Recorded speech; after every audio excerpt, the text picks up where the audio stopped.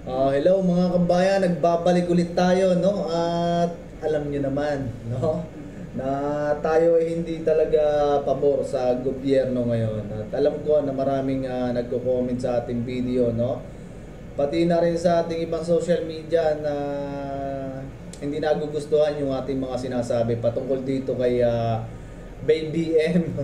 Patungkol kay Baby M, guys. So anyway, talagang ganyan. Merong critics ng administration at meron din papabor. Nagkataon na hindi tayo pabor dito sa administration na to. Kasi wala napakalayo niya sa tinatawag na leader ng isang bansa, no? Napakalayo. Hindi siya makakapantay sa dating pangulo. Hindi niya kayang pantayan ang nagawa ng dating pangulo. Katulad na lang nung huli nating in-upload na meron doon na kahit pa sabihin ninyo na yan ay noong panahon ni Tatay Digong, ha? Kahit yan ay panahon pa ni Tatay Digong, siya na ngayon ang nakaupo, dapat gumawa din siya ng paraan. Kung nung panahon ni Tatay Digong ay na-extend, no? Nabigyan ng pagkakataon na ma-extend, dapat ginawa mo, extend mo ulit, di ba? At saka yung sinasabi ng mga nag-comment dyan na sinasabi ninyo na mahigpit, no? Mahigpit yung pulisiya ng Saudi Arabia. Alam naman natin na mahigpit, no? Bakit yung mga iba na nasa ganun na rin sitwasyon na kaya na nahilutin ng dating administrasyon? Di ba? Di ba? So anyway, mga kabayan, at open naman ang ating comment section. Mag-comment kayo dyan ng inyong opinion. At ito yung aking opinion sa administrasyon na to. So kanya-kanya tayo ng opinion. Respeto na lang natin yung opinion ng bawat isa. Kung hindi nyo nagugustuhan yung aking komento sa administrasyon, scroll nyo yung video, manood kayo dun sa mga pinapabura ninyo, diba? Ganun na kasimple yun. Huwag kayong masyadong harsh. Talagang ako harsh sa gobyerno na to kasi hindi namin maramdaman bilang OFW yung kanyang pagiging isang pangulo. Maalis nyo ba sa akin yun? Isa din akong OFW. Tsaka mapapansin mo doon, may natatawa ka pa sa nangyari at sasabihin mo pa na deserve. My goodness, ikaw ang pangulo, sasabihin mo deserve, ha? So anyway guys, hindi yan yung ating pag-uusapan. Dito tayo sa ating bagong topic, mga kabayan. Ito pala si Congressman Marcoleta ay bumisita, no? Nagkita silang dalawa ni Pangulong Duterte. Palakpakan natin yan. Mga kabayan, no, 'di ba? Si Congressman Marcoleta ay bumisita at nagkakita silang dalawa ni Pangulong Duterte. Alam niyo naman nung panahon ni Pangulong Duterte, nabanggit na niya tong pangalan ni Congressman Marcoleta. At isa to sa mga congressman na hinahangaan ko. Diba? Yan yung hinahangaan ko din na congressman. Kaya alam niyo na kung sino ang ating nasa balota, mga kabayan. Siyempre, doon tayo sa may paninindigan, hindi yung porket lahat ay pabor sa administrasyon, papabor ka rin kahit sala na ang ginagawa, di ba? Para lang maging mabango ka sa administrasyon kahit sala na, tuloy pa. Kahit nakaliwat ka na ng insertion, papabor ka pa rin. Diba? So anyway guys, ito ang ating pag-uusapan ngayon. Ay nag-file na rin pala ng candidacy, no? Nag-file na rin pala ng candidacy ito si Pastor Apollo Kibuloy, mga kaibigan, no? At kung makikita ninyo, ay talaga naman marami pa rin, marami ang pumabor kay Pastor Apollo Kibuloy sa pag-file na to ng candidacy, no? At may mga nagsasabi na nako, Madam Riza Ontiveros, mukhang magkakasama yata kayo nito pagka nagkataon sa Senate. Magpapangita yata kayong dalawa nito pagka nagkataon. Ano kaya ang inyong pagtatalunan pagka nagkataon makapasok to sa Senate si Pastor Apollo Kibuloy, no? And anyway, bago tayo pumunta dito kay Pastor Apollo Kibuloy, siyempre, unahin muna natin itong mga Batikan, no? Mga Batikan dyan sa Congress. Mga Batikan na akala mo'y kung sino, mga kabayan, no? Akala mo kung sino na talagang akala mo'y alam ang mga pinagsasabi. May Google naman, sala-sala pa, pambira. So ito mga kabayan, ng isa sa ating gustong pag-usapan. Ito mga kabayan. Ayan, nakikita nyo si Mang Kanor, si Kong Dante Fernandez. Ayan, nabanggit natin si Mang Kanor. Baka magalit. Peace tayo, Congressman, peace tayo. Baka magalit sa atin si Kong Dante Fernandez. Yan sumikat kasi guys sa, sumikat mga kabayan sa TikTok, sa Facebook, at sa kahit anong platform ng social media.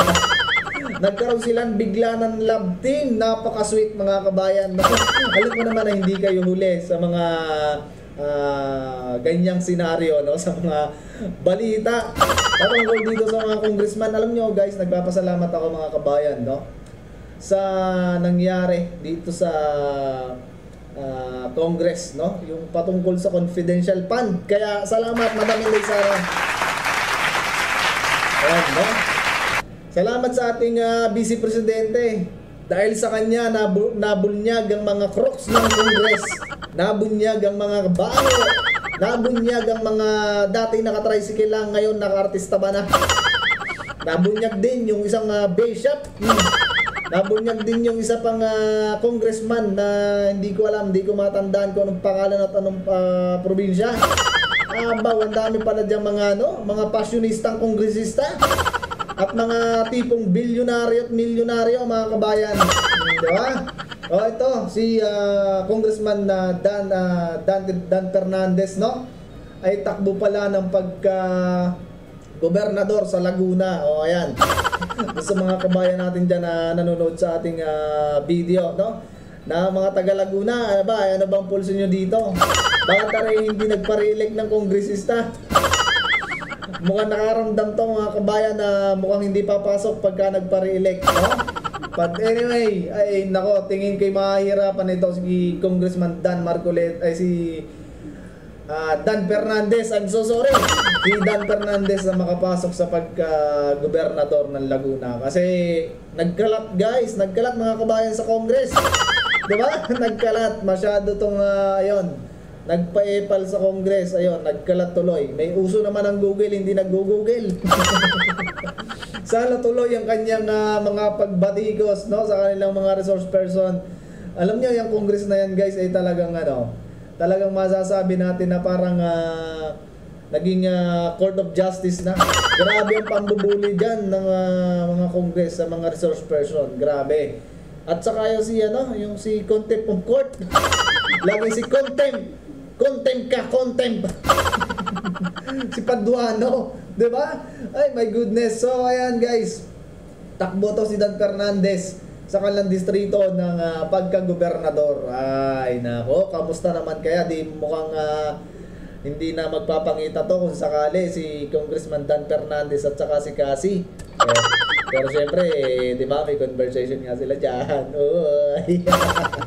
May conversation sila, may text message, may contact number. So, ayan, coffee shop na lang muna tayo mga Congressman Dan.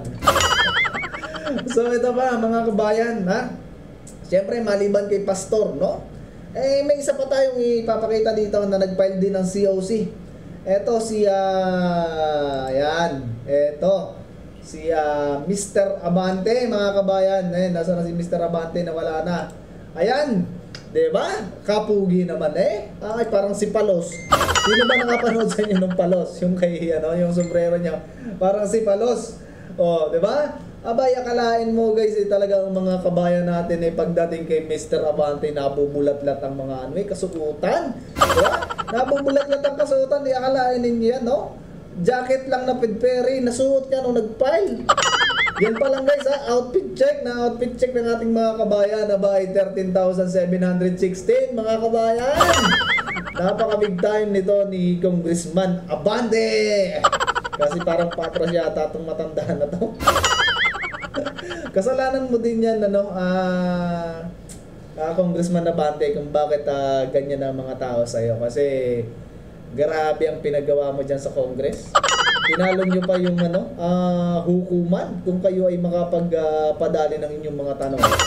Nako, lalo na yung kahapon, yun sa dating Justice Secretary, di ba? Nilecturean tuloy sila. Di ba? Napanood nyo ba yun? Nilecturean tuloy sila ng Solicitor General. about sa ICC. O ayan, di ba? Kung tayo mga kabayan ay natanggap natin ng mga religious leader na tumakbo sa gobyerno at magkaroon ng posisyon, katulad nito ni Abante, marami pang iba dyan na mga leader ng simbahan na naging politiko, no? Ay binigyan natin ng pagkakataon. Siyempre, ay dito tayo sa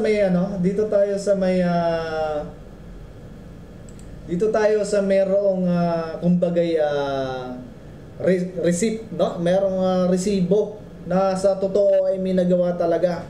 May nagawa at may napapakita, no, sa taong bayan na may resibo siya na nagawa para sa kanyang nasasakupan.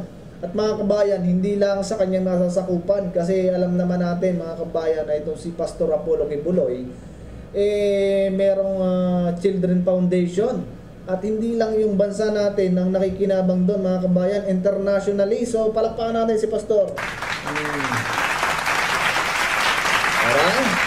Dahil sa hindi niya sunod-sunod sa administrasyon, ayan, akalain mo mga kabayan, no? For the first time in my experience na makapanood ng mga senaryo, abay sa panahon lang na ito mga kabayan natin nasaksihan ang mga kapulisan ay para palang no? Kaya palang mag-deploy ng ganong napakarami na ang uhulihin mo ay pastor. Grabe mga kabayan. Matatawa ka na lang talaga. Akala ko nung mga panahon na nagsusugod sa gera, digmaan ng mga makakaliwa, yung pala si Pastor Apollo Kibuloy ang uhulihin. Tapos ganon karami.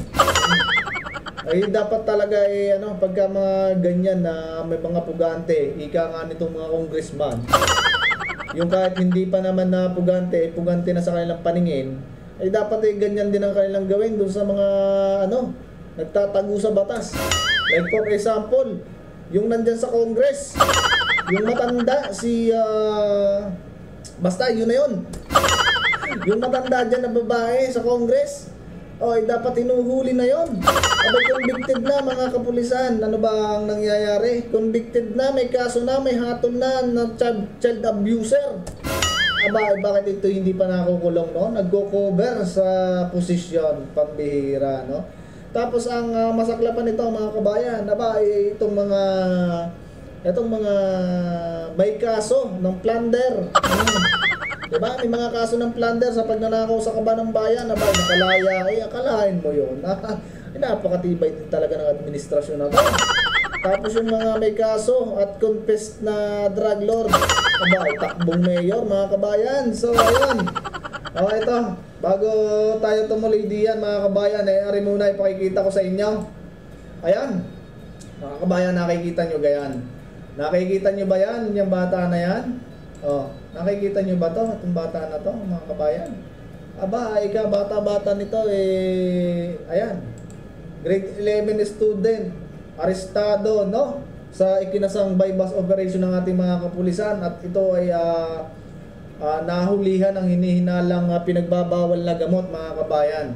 Isipin mo sa grade 11, sangkot na sa ganyang kriminalidad na activity, no? Abay, nakakatakot na mga kabayan ng bansa yata natin ngayon, at bakit parang talamak na naman ng bentahan ay pinagbabawal na gamot. Anong nangyari? Dati noon ay takot na takot. Yung marinig mo pala ang tokhang nanginginig na ang mga gumagamit, at sila na personally ang sumusuko sa gobyerno, no? Sila na mismo pumupunta sa barangay para magpalista, ay ngayon ay parang happy-go-lucky na naman itong mga ganitong kontrabando mga kabayan. Ano nangyari na? Ang ganda na nung nangyari noon, ay bakit ngayon italamak na naman? Pambihira. Ang masakla pa din ito, dumadami sila. Sabi ng ibang mga nai-interview sa kalsada, dumadami pati yung mga hold-upper. Akalain mo, pulis na, papasukin pa sa loob ng bahay. Di ba?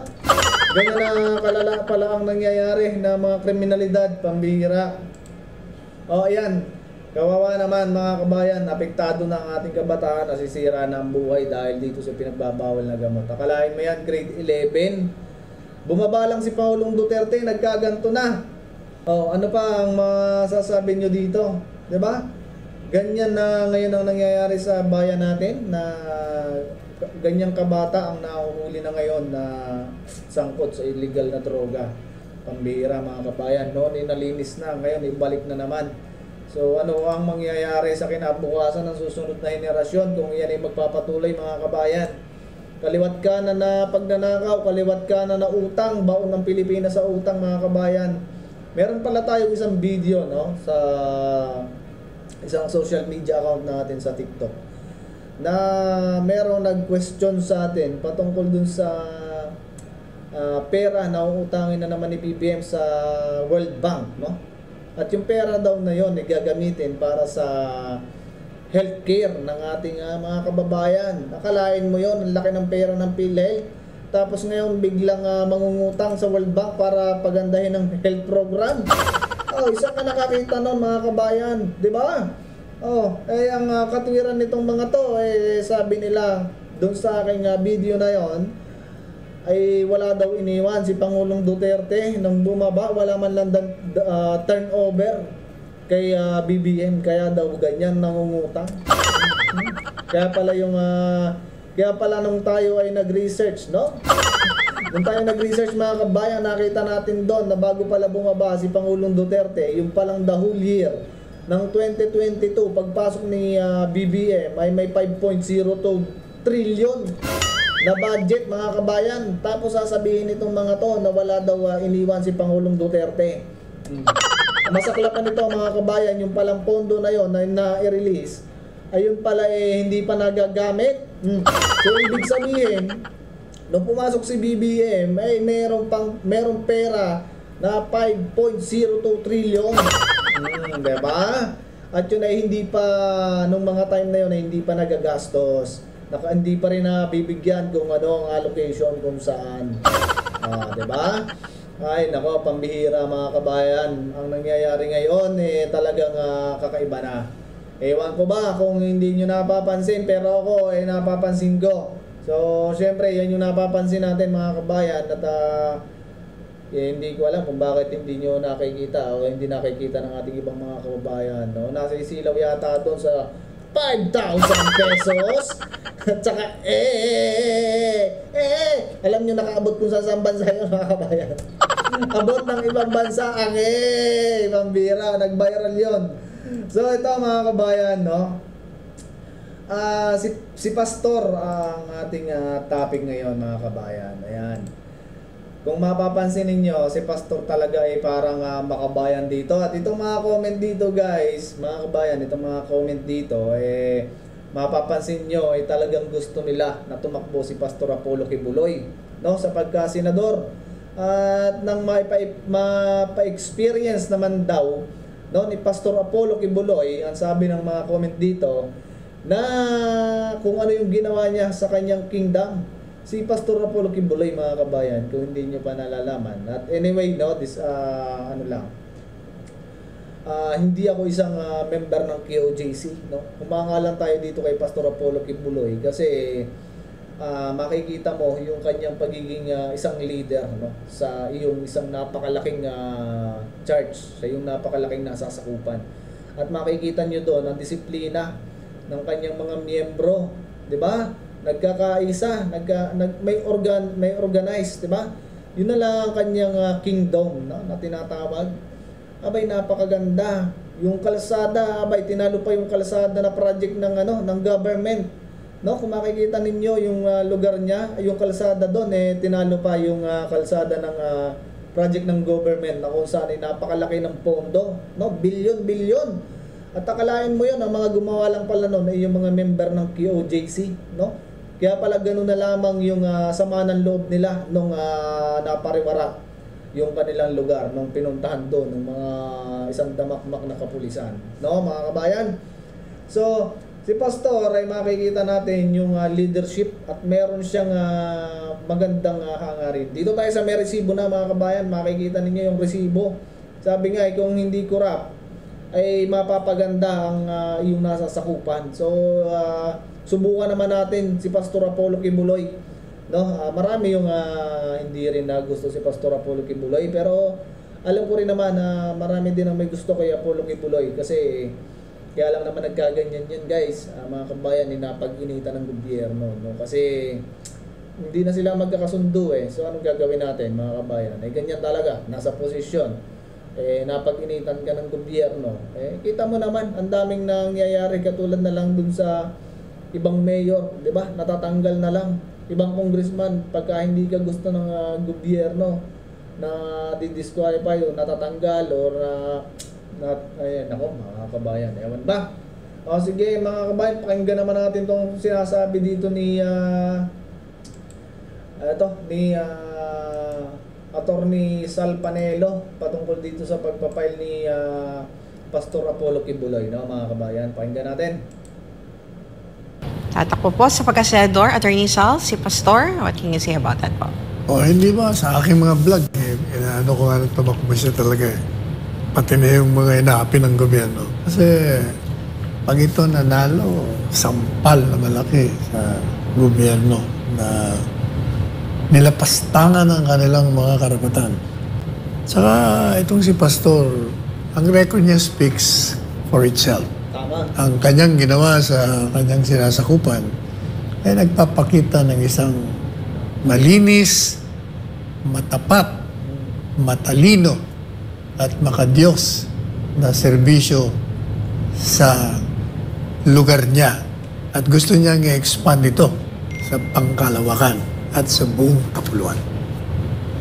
But for the record po, Attorney Sal, the decision of Pastor to file the COC, no, to be a candidate as senator or the upcoming elections, hindi dahil gusto niyang balikan ng gobyerno or being vengeful, no? Hindi yan sa character ni Pastor. Number one, yung sinabi nga ni Attorney Mark dun sa kanyang opening statement, para sa Diyos at Pilipinas nating mahal. Kung kami sa KOJC, nakita namin at very impressive talaga po ang ginawa ni Pastor, his leadership doon sa KOJC. Kung ano yung nakikita ninyo, superficial lang yan sa nakikita at nararamdaman namin, kami na nasa loob. Kung ano yung nakita namin success sa leadership ni Pastor sa loob ng KOJC, nais namin i-share ito sa buong Pilipinas, Attorney Sal. And let Pastor lead the country as a senator para makita ninyo kung ano ang dapat gawin ng isang leader na walang corruption, Attorney Sal. Doon sa binanggit mo, kaya sa tumatakbo dahil hindi siya naghihiganti. Bago ako pumunta rito, ako ay tinawagan ng isang istasyon ng radyo. Sandali lang, Attorney Sal, putulin muna kita, no? So, ayan mga kabayan, mapapansin ninyo na, di ba, yan yung mga dapat na iboto, yung meron ng resibo, hindi yung nangangako pa lang, di ba? Yan, may pruweba na mga kabayan na talagang maganda yung leadership niya.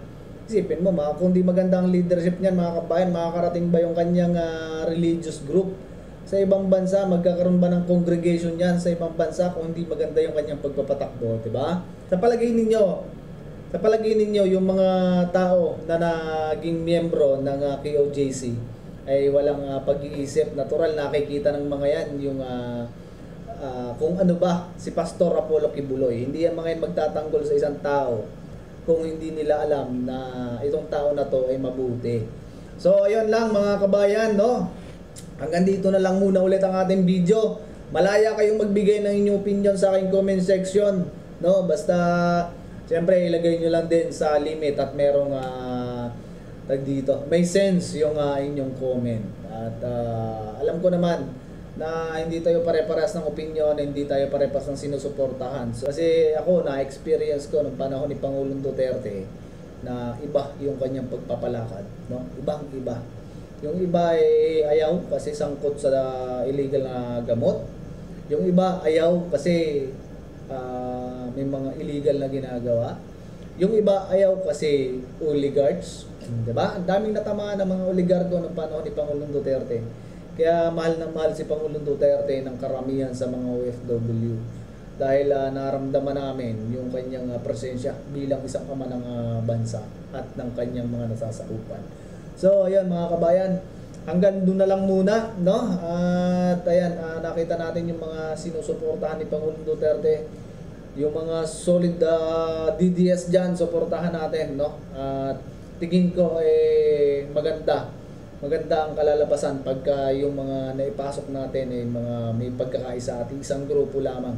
So ayun, maraming salamat sa susunod po ulit. Ayan, pangipangita tayo sa ating video. So huwag nyo kalimutan mag-like. Kung bago ka dito sa ating channel, subukan mo rin mag-subscribe. Ayun. At mag-share ka na rin syempre. Ayan, mag-iingat kayong lahat mga kabayan. Paalam na muli. Sa susunod na video, kita-kita tayo ulit.